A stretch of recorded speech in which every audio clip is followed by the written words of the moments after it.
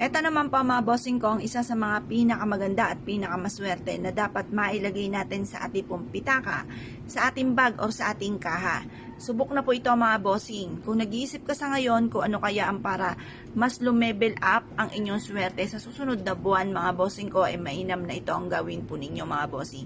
Kung puro hirap, panay dami-daming utang, nabubuhay sa utang, pinagdaanan ko rin po yan.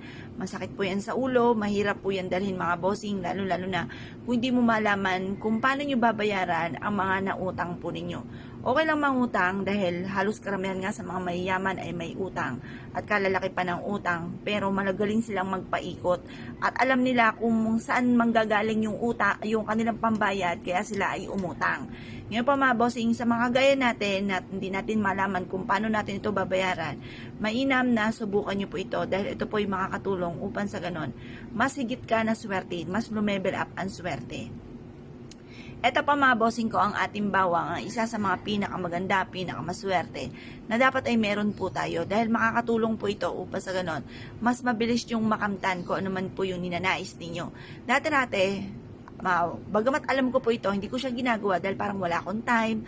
Pero nung dumating na sa talagang sinubok mga bossing ko ng mga pagsubok na dumating po sa amin, dahil parang wala na akong option, wala na akong alam kung paano maaalis yung kamalasan na dumating sa amin mga bossing.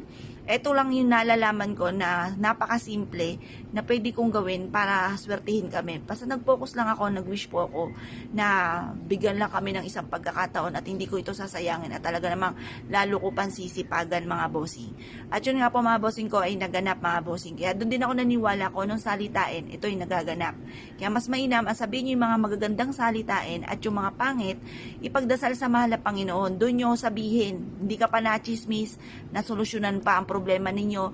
Bukod sa alam naman natin na alam na ng mahal na Panginoon po yan. Kaya lang minsan, kaya tayo nakikipagkwentuhan sa iba, sinishare natin kung ano yung nagaganap sa atin dahil parang punong-puno ka na, wala ka ng ibang mapagsabihan. Kung ako po sa inyo mga bossing ko, ibulong nyo po yan, sabihin nyo po yan sa mahal na Panginoon at pagkatapos, hayaan nyo na ang mahal na Panginoon na kumilos para sa inyo, masolusyonan ang problema.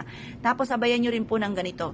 Pero syempre mga bossing, kagaya na like ko po sinasabi sa video, kailangan po mga bossing kung gano'ng kalaki ang pangarap, ay gano'n din kalaki ang pagkayod. Kasi kahit kami mga pampaswerteng ganito at hindi ka kakayod, at ikaw po ay napakaraming mga pangarap, tas ang pagkayod nyo naman ay panakto lamang, ay panakto lang din ang blessing na darating. Kaya kailangan mga bossing sabay-sabayin po natin ang ganito mga bossing. Napag-aralan ko na dapat masipag ka, matyaga, hindi ka nakakalimot magdasal. Tapos sabayan nyo ng mga pampaswerte para kung may mga kamalasan man dumarating ay kaagad natin itong maitataboy, or kung may mga pagsubok man ay kaagad nating pagdadaanan lamang at hindi natin tatambayan. Kasi wala naman tao na walang pagsubok, lahat po ay dumadaan po sa mga pagsubok. Iba't ibang istorya lang tayo ng buhay. Kaya kailangan meron kayong ganito para may pantaboy kayo ng mga kamalasan. Kapag ang inyo pong bawang mga bossing ko ay malambot na, itapon nyo lamang, palitan nyo ulit ng panibago. Mag-wish ka nang mula sa iyong pong puso, ugaliin ang pagsasabi ng mga magaganda, salita ng mga magaganda, pero wag nyo nang i-share sa iba mga bossing ko yung mga nais po ninyo kasi ang masaklap, nasi-share na ko kontra kagad. May mga tao na hindi pa dumarating ang swerte, nakainggitan ka kagad. Kaya mas mainam, suluhin nyo na lang. Tapos maging positibo ka, maniwala ka na ikaw yung magiging matagumpay, basta dagdagan nyo palalo ang sipag at tiyaga. Huwag makakalimot magdasal at subukan nyo po ito. Proven po ito na napakaswerte. Kaya kung kayo pinaniwala at nasyo po itong gawin, ay siya mga bossing, good luck po sa inyo po lahat.